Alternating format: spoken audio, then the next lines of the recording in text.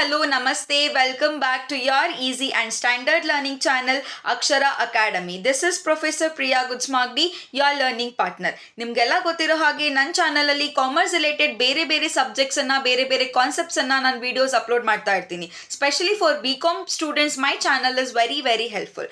So already ನಾನು first year, second year and final year based ಮೇಲೆ ವೀಡಿಯೋಸನ್ನು upload ಮಾಡಿದ್ದೀನಿ. So in today's class I have come with the subject financial management which is there for B com fourth semester students. ಇವತ್ತಿನ ಕ್ಲಾಸಲ್ಲಿ 3 major and 3 very important ಕಾನ್ಸೆಪ್ಟ್ಸನ್ನು ನಾನು ಹೇಳ್ತಾ ಇದ್ದೀನಿ from point of view of examination. One is capital structure, one is working capital, one is NPV. So before that, a small disclaimer. So question paper KUD ಇಂದ ಬರುತ್ತೆ. We can't tell exactly which questions will come. So but 5 years question ಪೇಪರ್ಸನ್ನು analyse ಮಾಡಿ ಯಾವುದು important ಇರಬಹುದು ಅಂತ ಹೇಳ್ತಾ ಇದ್ದೀವಿ. ಓದೋದು ನೀವೆಲ್ಲದನ್ನ ಓದಬೇಕು, ಬಟ್ ಈ ಕಾನ್ಸೆಪ್ಟ್ಸ್ ಮೇಲೆ ಜಾಸ್ತಿ ನೀವು ಸ್ಟ್ರೆಸ್ ಕೊಡಬೇಕು, ಜಾಸ್ತಿ ಕಾನ್ಸಂಟ್ರೇಟ್ ಮಾಡಬೇಕು. So let us not waste the time. Before that, if you have not it subscribe my channel, subscribe it fast. You will get a notification whenever I upload my new video. Already ನಾನು ಮುಂದೆ ನಿಮಗೆ 5th semester and 6th ಸೆಮಿಸ್ಟರ್ಸ್ಗೆ help ಆಗುವಂತಹ ತುಂಬ ವೀಡಿಯೋಸನ್ನು upload ಮಾಡಿದ್ದೀನಿ. So ನನ್ನ ಚಾನಲನ್ನು subscribe ಮಾಡಿದ್ರೆ ಫ್ಯೂಚರಲ್ಲಿ ನೀವು ಆ ಸಬ್ಜೆಕ್ಟನ್ನು ಪ್ರಿಪೇರ್ ಆಗೋಕ್ಕೆ ನಿಮಗೆ ಹೆಲ್ಪ್ ಆಗುತ್ತೆ. So let me share my screen first ನಾವು. ಸೊ ಇದೇನು 3 ಚಾಪ್ಟರ್ಸ್ ಮೇಲೆ 3 ಇಂಪಾರ್ಟೆಂಟ್ ಕ್ವೆಶನ್ಸನ್ನು ಕಾನ್ಸೆಪ್ಟ್ಸನ್ನು ನಾನು ಹೇಳ್ತಾ ಇದ್ದೀನಿ. ಸೊ ಅದರ ರಿಲೇಟೆಡ್ ಡೀಟೇಲ್ಡ್ ವಿಡಿಯೋ ಆಲ್ರೆಡಿ ನನ್ನ ಚಾನಲಲ್ಲಿ ಇದೆ. Capital structure, working capital and NPVದು. So before watching this video ನೀವು ಆ ವಿಡಿಯೋವನ್ನು ನೋಡಿದ್ರೆ ನಿಮಗೆ ಕಾನ್ಸೆಪ್ಟ್ ಇನ್ನೂ ಕ್ಲಿಯರ್ ಆಗಿ ಅರ್ಥ ಆಗುತ್ತೆ. ಸೊ ಆ ವಿಡಿಯೋದಲ್ಲಿ ನಾನು ಎಲ್ಲವನ್ನ ಇನ್ನೂ ಡೀಟೇಲ್ ಆಗಿ ಎಕ್ಸ್ಪ್ಲೇನ್ ಮಾಡಿದ್ದೀನಿ. ಇದರಲ್ಲಿ just a kind of quick recap or revision ಥರ ನಾನು ಪ್ರಾಬ್ಲಮ್ಸನ್ನು ಸಾಲ್ವ್ ಮಾಡ್ತಾ ಇದ್ದೀನಿ. So let us see first problem. Problem number 1.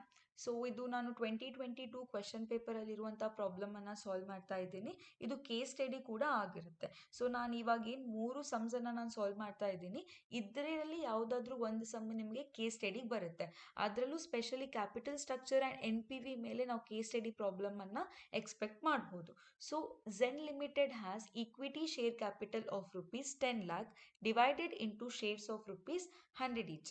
It desired to raise additional rupees 10 lakh for further expansion of the business. The company plans the financial schemes as below.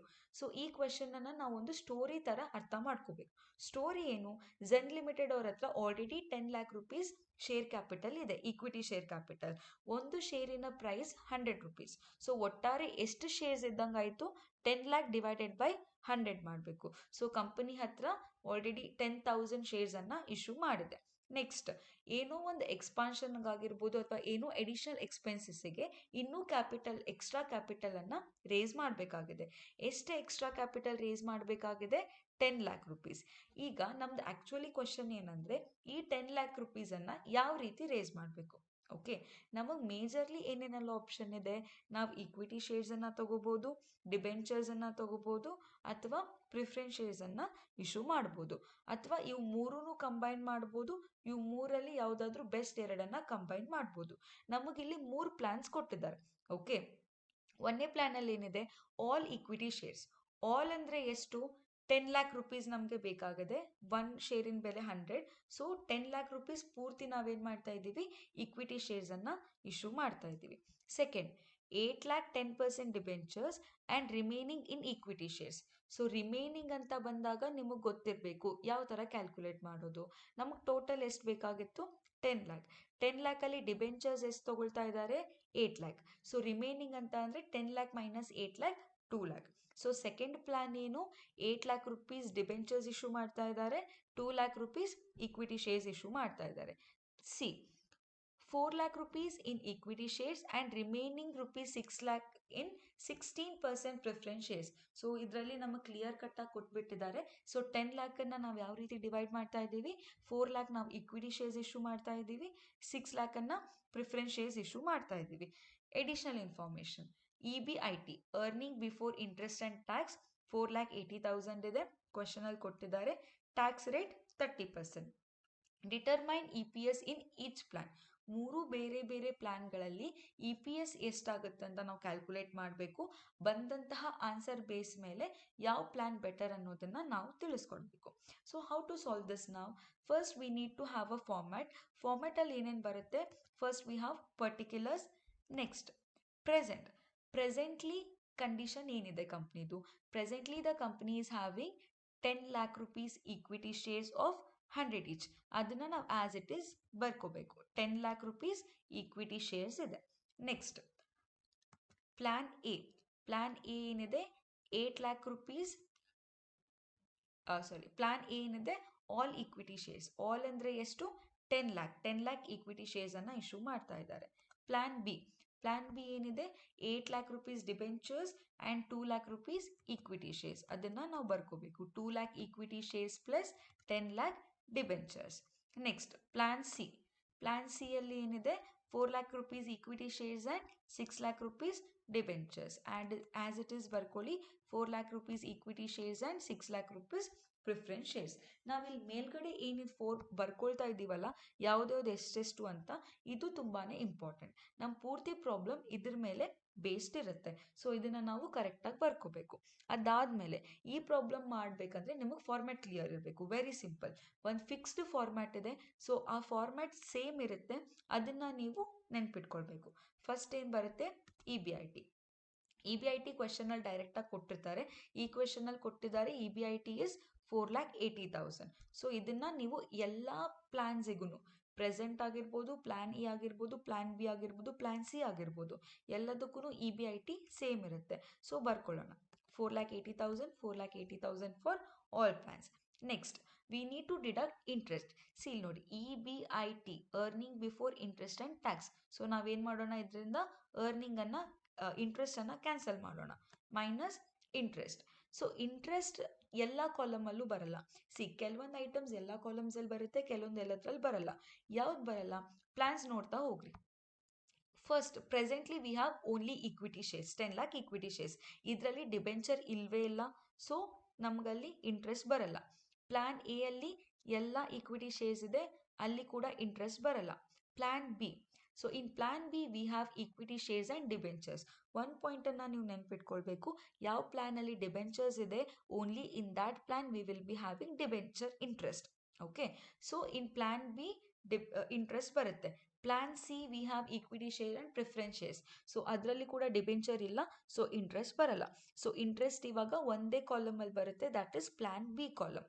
So present dash plan A dash plan B 8 lakh rupees is a total debenture.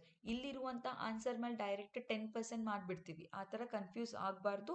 How much is our debenture? On that we need to pay 10%. So our debenture is 8 lakh. 8 lakh into 10%. It will be 80,000. Next, fourth dash. So when we deduct interest from EBIT, we will get PBT, profit before tax. So profit before tax, first one will be 4,80,000. Second one will be 4,80,000. Plan B ಅಲ್ಲಿ 4,80,000 minus 80,000, it will be 4 lakh. Plan C 4,80,000. Simple. Next, interest ಆದಮೇಲೆ ನಾವೇನು deduct ಮಾಡಬೇಕು? Tax question ಅಲ್ಲಿ ಕೊಟ್ಟಿದ್ದಾರೆ, it is 30%. So ಇಲ್ಲೇನು ನಮಗೆ profit before tax ಬಂದಿದೆ, ಅದ್ರ ಮೇಲೆ we need to do 30% minus tax at 30%. 4,80,000 into 30%, 1,44,000.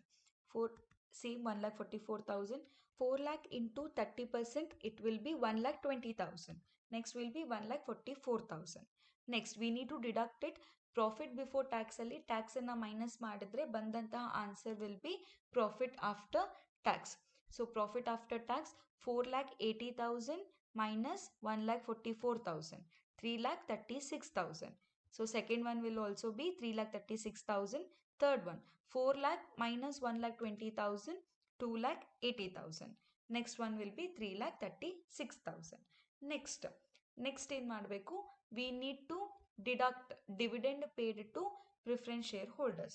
So preference share ಹೋಲ್ಡರ್ಸಿಗೆ ನಾವೇನು ಮಾಡ್ತೀವಿ? ಡಿವಿಡೆಂಡ್ ಅನ್ನ ಪೇ ಮಾಡಿಬಿಟ್ಟು ಬಂದಂತಹ ಆನ್ಸರ್ ಅನ್ನ we will distribute among equity share holders. ನಾವು ಅಗೇನ್ ಇಂಟ್ರೆಸ್ಟ್ ಕ್ಯಾಲ್ಕುಲೇಟ್ ಮಾಡುವಾಗ ನಾವೇನು ಮಾಡಿದ್ವಿ, ಯಾವ ಪ್ಲಾನಲ್ಲಿ ಡಿಬೆಂಚರ್ ಇದೆ ಆ ಪ್ಲಾನಲ್ಲಿ ಮಾತ್ರ ನಾವು ಇಂಟ್ರೆಸ್ಟನ್ನು ಡಿಡಕ್ಟ್ ಮಾಡಿದ್ವಿ. Here also same, in which plan preference shares is there, only in that plan dividend to preference shareholders will come. For example, presently only equity share is there, so preference share dividend baralla. Next, plan A alli only equity share is there, so dividend to preference share will not come dash. Next, plan B alli we have only equity shares and debentures, so here also dividend will not come. Last plan, equity shares and preference shares, so illi preference shares ide, so illi ನಮಗೆ dividend ಬರುತ್ತೆ. How much is dividend? 6 lakh into 16% we need to do. If we do 6 lakh into 16%, we will get 96,000. So by deducting this, we will get amount available for equity shareholders. Preference shares ಹೋಲ್ಡರ್ಸಿಗೆ dividend ಕೊಟ್ಟ ಮೇಲೆ ಏನು amount ಉಳಿಯುತ್ತಲ್ಲ ಆ ಅಮೌಂಟನ್ನು ಏನು ಮಾಡ್ತಾರೆ, equity share ಹೋಲ್ಡರ್ಸಿಗೆ divide ಮಾಡ್ತಾರೆ. ನಾವು amount available 3,36,000, 3,36,000, 2,80,000, 3,36,000 minus 96,000, it will be 2,40,000. Next, amount available to equity shares ಸಿಕ್ಕ ಮೇಲೆ ನಂಬರ್ ಆಫ್ ಈಕ್ವಿಟಿ ಶೇರ್ಸ್ ಎಷ್ಟಿದೆ ಅಂತ ಕ್ಯಾಲ್ಕುಲೇಟ್ ಮಾಡಬೇಕು. Number of equity shares, so first ಪ್ಲಾನ್ನಲ್ಲಿ 10 ಲ್ಯಾಕ್ ರುಪೀಸ್ ಈಕ್ವಿಟಿ ಶೇರ್ಸ್ ಇದೆ. ಒಂದು ಈಕ್ವಿಟಿ ಶೇರ್ ಪ್ರೈಸ್ ಎಷ್ಟು? 100 rupees. 10 lakh divided by 100 rupees, we will get 10,000 equity shares. Number of equity shares ಅನ್ನು ನಾವೇನು calculate ಮಾಡ್ತೀವಿ, it is very important and tricky part. ತುಂಬ ಜನ mistake ಮಾಡೋದು ಈ ಪಾರ್ಟಲ್ಲಿನೇ, ಸೊ ಕೇರ್ಫುಲ್ ಆಗಿ ನೋಡ್ಕೊಳ್ಳಿ. ನಂಬರ್ ಆಫ್ ಈಕ್ವಿಟಿ ಶೇರ್ಸ್ ಹ್ಯಾಗೆ ಬಂತು? 10 lakh ನಮ್ಮ ಹತ್ರ ಹಳೇದು ಪ್ರೆಸೆಂಟ್ 10 lakh ನಮ್ಮ ಹತ್ರ ಶೇರ್ಸ್ ಅಮೌಂಟ್ ಇದೆ. One share price is 100 rupees, so 10 lakh divided by 100 ಮಾಡಿದರೆ 10,000 ಬರುತ್ತೆ. Number of equity share is 10,000. Plan A ಅಲ್ಲಿ ಕೂಡ ಸೇಮ್ 10 lakh ಈಕ್ವಿಟಿ ಶೇರ್ಸ್ ಇದೆ. 10 lakh divided by 100 ಮಾಡಿದರೆ 10,000 ವಿ ವಿಲ್ ಗೆಟ್ ಪ್ಲಸ್ ಪ್ರೆಸೆಂಟಲ್ಲಿ ಆಲ್ರೆಡಿ 10,000 ಇದೆ. ಓಕೆ, ಸೊ ಈಗ ನೋಡಿ I'll just give an example of chocolate. Okay, we'll go back to first class. So ನನ್ನ ಹತ್ರ ಆಲ್ರೆಡಿ 10 ಚಾಕ್ಲೇಟ್ಸ್ ಇತ್ತು. ಈಗ ನನಗೆ ಹೊಸದಾಗಿ 10 ಚಾಕ್ಲೇಟ್ಸ್ ಬಂದಿದೆ. ಸೊ ಟೋಟಲ್ ಎಷ್ಟಾಯಿತು? 10 + 10 20. ಸೊ ಪ್ರೆಸೆಂಟಲ್ಲಿ already I was having 10,000 equity shares, plus here I got 10,000 equity shares again. 10,000 + 10,000 it will be 20,000. Next plan ಬಿಗೆ ಬರೋಣ. ಪ್ಲಾನ್ ಬಿ ಅಲ್ಲಿ ನಮ್ದು ಈಕ್ವಿಟಿ ಶೇರ್ಸ್ ಎಷ್ಟಿದೆ? Only 2 lakh. Okay, 2 lakh divided by 100 ಮಾಡಿ, V will get 2,000. ಹಳೇದು ನನ್ನ ಹತ್ರ ಎಷ್ಟಿತ್ತು? 10,000 ಪ್ಲಸ್ ಹೊಸದು ನನ್ನ ಹತ್ರ 2,000 ಇದೆ. 12,000 will be number of equity shares. Next plan C ಅಲ್ಲಿ 4 lakh ಈಕ್ವಿಟಿ ಶೇರ್ಸ್ ಇದೆ. ಸೊ 4 lakh divided by 100 ಮಾಡಿ, you will get 4,000.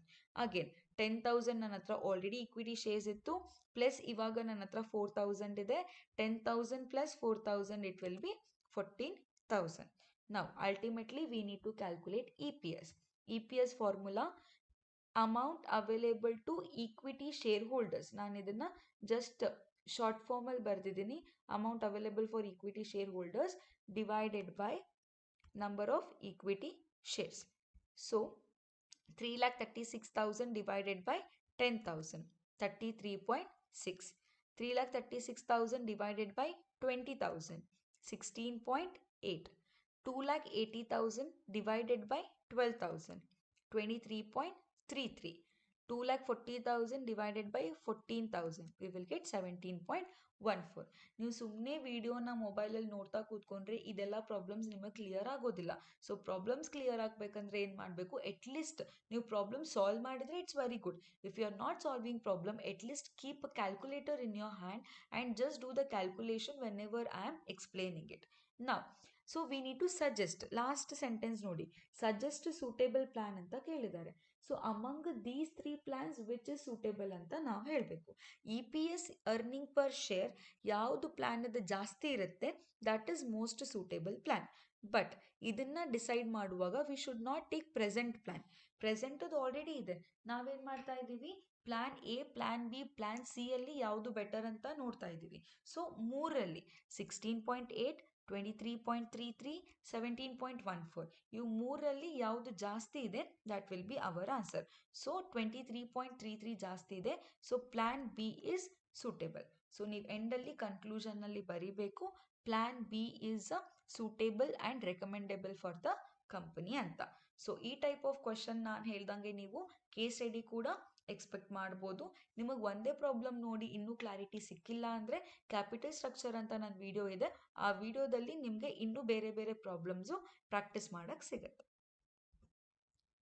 Next problem 2022 question ಪೇಪರಿಂದ ತಗೊಂಡಿರುವಂತಹ problem. This is based on NPV. So NPV ಮೇಲೆ ಕೂಡ ನಾನೊಂದು ವಿಡಿಯೋವನ್ನು ಮಾಡಿ ಹಾಕಿದ್ದೀನಿ.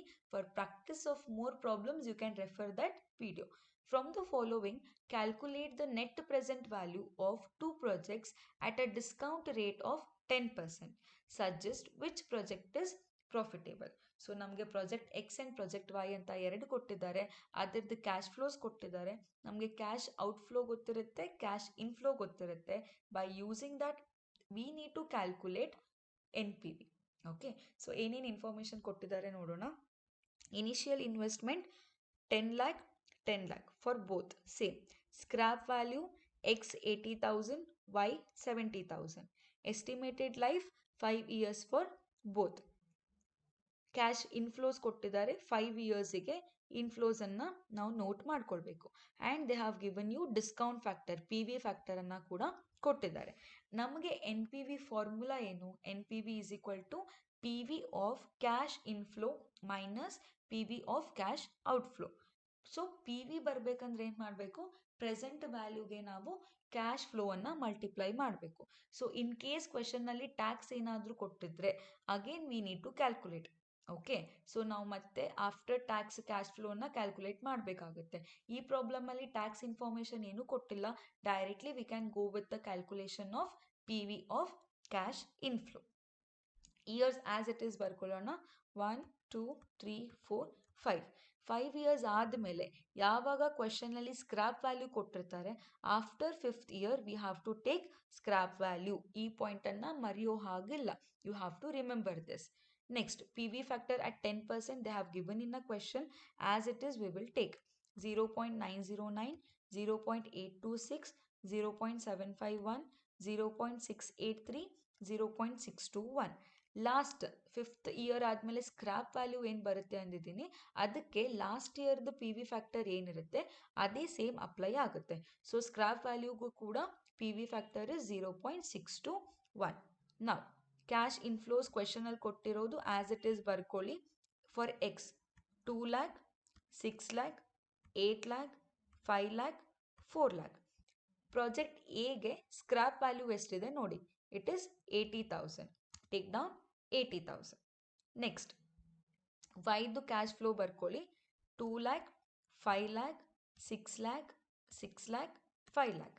ಸ್ಕ್ರಾಪ್ ವ್ಯಾಲ್ಯೂ ವೈದು scrap value they have given as a 70,000, 70,000 ತಗೊಳ್ಳಿ. ನಾವು we need to calculate PV of cash inflow. PV ಯಾವ ಥರ ಕ್ಯಾಲ್ಕುಲೇಟ್ ಮಾಡೋದು? We have to multiply cash inflow by PV factor at 10%. 2 lakh into 0.909, 1,81,800. 6 lakh into 0.826, 4,95,600. 8 lakh into 0.751, 6,08,000. 5 lakh into 0.683, 3,41,500. 4 lakh into 0.621, 2,48,400. 80,000 into 0.621, 49,680. Total of X will be 19,17,780. Next, coming to Y. PV factor XY ಎರಡಕ್ಕೂ same ಇರುತ್ತೆ, only cash flow change ಆಗುತ್ತೆ. 2 lakh into 0.909, 1,81,800. 5 lakh into 0.826, 4,13,000. 6 lakh into 0.751, 4,50,600. 6 lakh into 0.683, 4,09,680. 800. 5 lakh into 0.621, 3,10,500. 70,000 into 0.621, 43,470. Total ಮಾಡಿ we will get 18,09,170. Now we need to calculate NPV.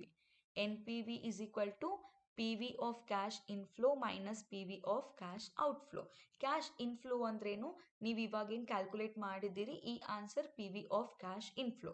Outflow ಅಂದ್ರೇನು initial investment ಅಂತ ಕೊಟ್ಟಿರ್ತಾರೆ ಅಥವಾ cost of the project ಅಂತ ಕೊಟ್ಟಿರ್ತಾರೆ ಅಥವಾ direct ಆಗಿ ಕ್ಯಾಶ್ ಔಟ್ಫ್ಲೋ ಅಂತ ಕೊಟ್ಟಿರ್ತಾರೆ. ಇವು ಮೂರದ್ರಲ್ಲಿ ಯಾವುದು ಕೊಟ್ಟರು ಕೂಡ ನೀವು ಅದನ್ನ ಕ್ಯಾಶ್ ಔಟ್ಫ್ಲೋ ಅಂತ ಕನ್ಸಿಡರ್ ಮಾಡಬೇಕು.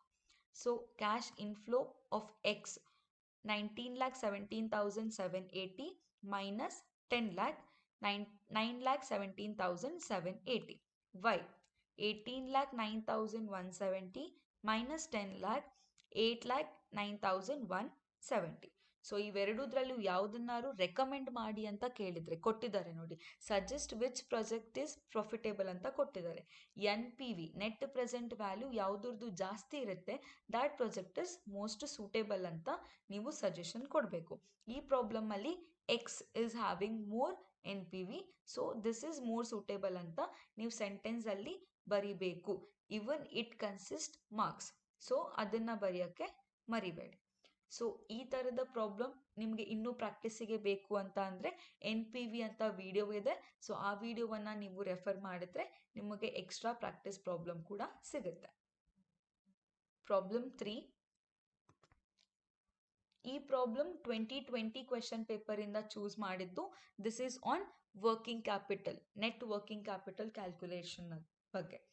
From the following information, you are required to estimate the net working capital Evergreen Company Limited. So ನಮಗೆ ಬೇರೆ ಬೇರೆ ಇನ್ಫಾರ್ಮೇಶನ್ ಕೊಟ್ಟಿದ್ದಾರೆ. ಆ್ಯಕ್ಚುಲಿ ನೆಟ್ ವರ್ಕಿಂಗ್ ಕ್ಯಾಪಿಟಲನ್ನು ಕ್ಯಾಲ್ಕುಲೇಟ್ ಮಾಡೋಕ್ಕೆ ಬೇರೆ ಬೇರೆ ಮೆಥಡ್ಸ್ ಇದೆ. ಓಕೆ, ಸೊ ಇದು current assets and current liability method. ಇದ್ರ ಜೊತೆಗೆ ನಮಗೆ ಬ್ಯಾಲೆನ್ಸ್ ಶೀಟ್ ಮೆಥಡ್ ಅಂತ ಬರುತ್ತೆ, ಆಪ್ರೇಟಿಂಗ್ ಸೈಕಲ್ ಅಂತ ಮೆಥಡ್ ಬರುತ್ತೆ. ಎಲ್ಲ ಮೆಥಡ್ಸ್ ಕೂಡ ತುಂಬ ಇಂಪಾರ್ಟೆಂಟ್. ಬಟ್ ಪ್ರೀವಿಯಸ್ ಕ್ವೆಶನ್ ಪೇಪರ್ಸನ್ನು ನೋಡಿದಾಗ ಈ ಮೆಥಡ್ದು ಈ ಥರದ್ದು ಕ್ವೆಶನ್ಸ್ ರಿಪೀಟ್ ಆಗಿರೋದ್ರಿಂದ ನಾನು ಈ ವಿಡಿಯೋದಲ್ಲಿ ಇದನ್ನು ಇನ್ಕ್ಲೂಡ್ ಮಾಡಿದ್ದೇನೆ. ಸೊ ನಾವು if we see the problem, ನಮ್ಗೆ ಏನೇನು ಇನ್ಫಾರ್ಮೇಶನ್ ಕೊಟ್ಟಿದ್ದಾರೆ. ರಾ ಮೆಟೀರಿಯಲ್ ಅಮೌಂಟ್ ಕೊಟ್ಟಿದ್ದಾರೆ, cost per unit. Raw material 80, direct labour 30, overheads 60, total cost 170. Selling price per unit 200 ಅಂತ ಕೊಟ್ಟಿದ್ದಾರೆ. ಇದು ನಮಗೆಲ್ಲೂ ಯೂಸ್ ಆಗಲ್ಲ information, just skip this. Output per annum ಎಷ್ಟಂತ ಕೊಟ್ಟಿದ್ದಾರೆ, 1,04,000. Very very important information.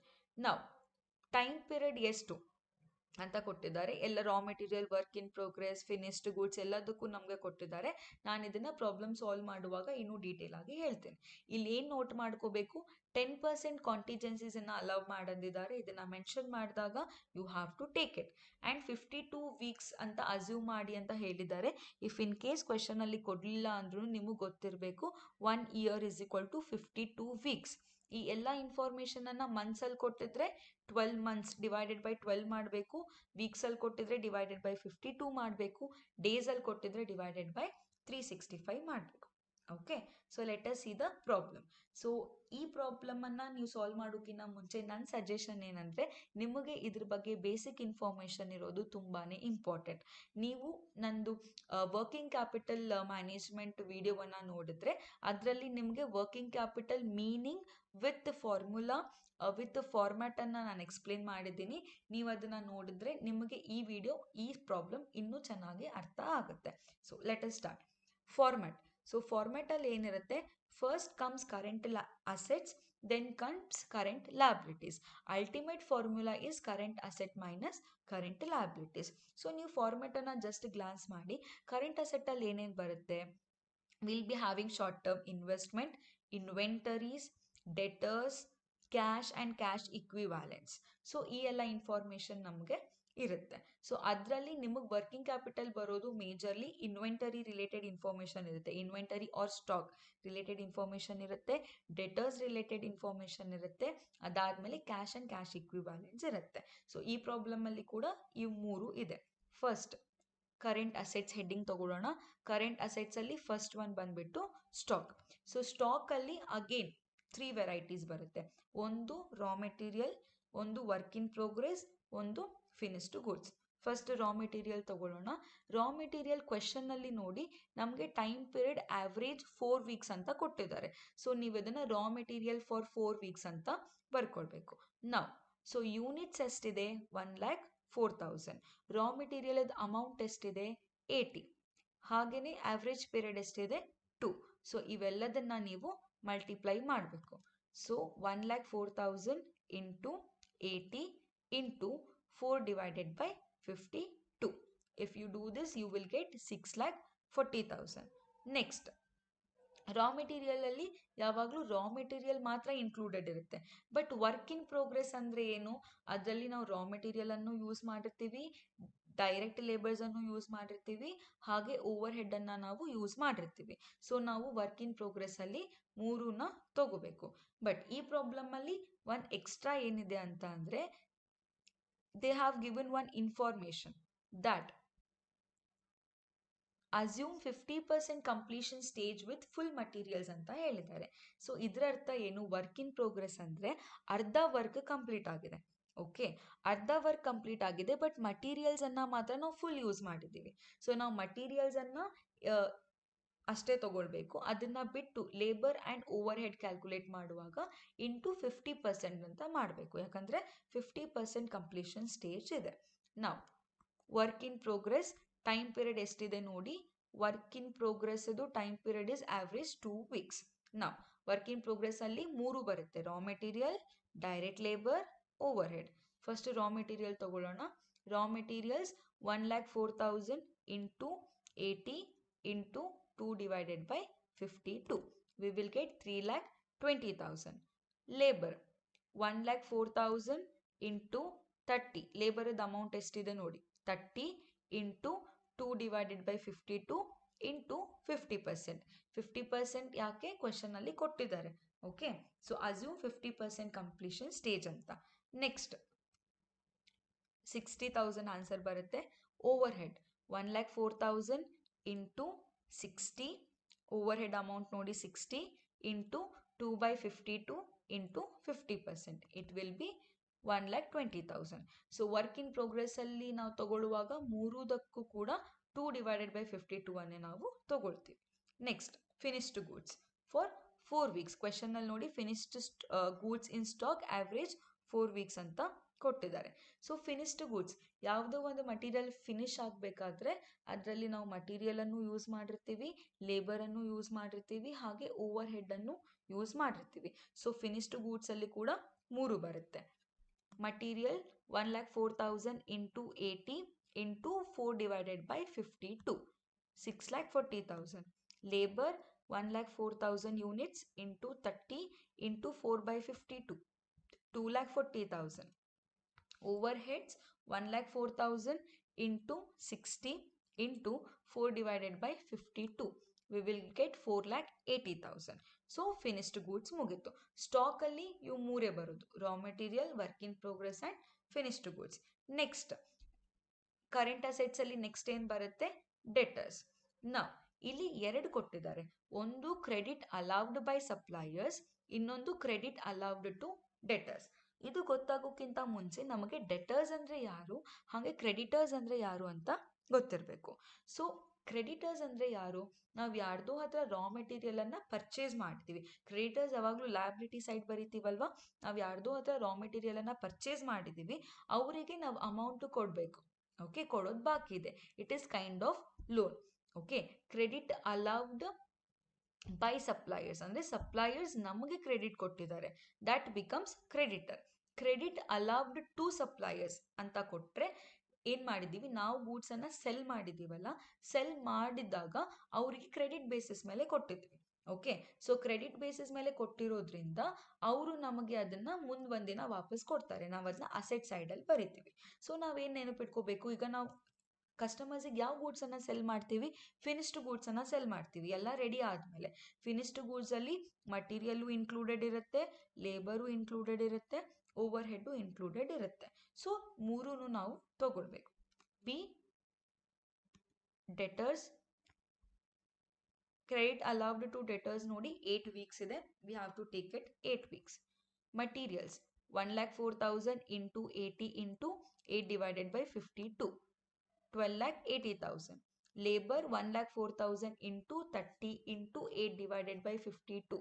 4,80,000.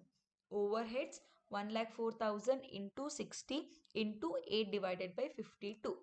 9,60,000. So total 27,20,000. Current asset ಅಲ್ಲಿ stock ಆಯಿತು, debtors ಆಯಿತು. ನೆಕ್ಸ್ಟ್ ಇನ್ನೊಂದು ಐಟಮ್ ಕೊಟ್ಟಿದ್ದಾರೆ ಕ್ವೆಶನ್ ಅಲ್ಲಿ, cash at bank expected to be ಅಂತ. ಅದು ಕೂಡ ಕರೆಂಟ್ ಅಸೆಟ್ಟೇ ಆಗಿರುತ್ತೆ. That also we need to take. Cash and bank balance 25,000. So current asset related ಇದು 3 ಇನ್ಫಾರ್ಮೇಶನ್ ಇರುತ್ತೆ. ಇದನ್ನ ಟೋಟಲ್ ಮಾಡೋಣ. Total of current assets 52,45,000. Current liabilities ಅಲ್ಲಿ ಮೇಜರ್ಲಿ 2 ಐಟಮ್ ಬರುತ್ತೆ. ಒಂದು 2 ಟೈಪ್ಸ್ ಆಫ್ ಐಟಮ್ಸ್ ಬರುತ್ತೆ. ಒಂದು ಕ್ರೆಡಿಟರ್ಸ್, ಓಕೆ, ಫಿಕ್ಸ್ಡ್. ಇನ್ನೊಂದು ಲ್ಯಾಗ್ ಇನ್ ಪೇಮೆಂಟ್ ಯಾವುದ್ರದ್ದೇ ಆಗಿರ್ಬೋದು. ಈ ಕ್ವೆಶನ್ ಅಲ್ಲಿ ನಮಗೆ lag in payment of wages ಕೊಟ್ಟಿದ್ದಾರೆ. ಅದು lag in payment of salary ಕೊಟ್ಬೋದು, lag in payment of rent ಕೊಡ್ಬೋದು. ಯಾವುದೇ ಲ್ಯಾಗ್ ಇನ್ ಪೇಮೆಂಟ್ ಇದ್ರೂ ಕೂಡ ಅದನ್ನ ನಾವು ಕರೆಂಟ್ ಲಯಬಿಲಿಟೀಸ್ ಅಲ್ಲಿ ತಗೊಳ್ತೀವಿ.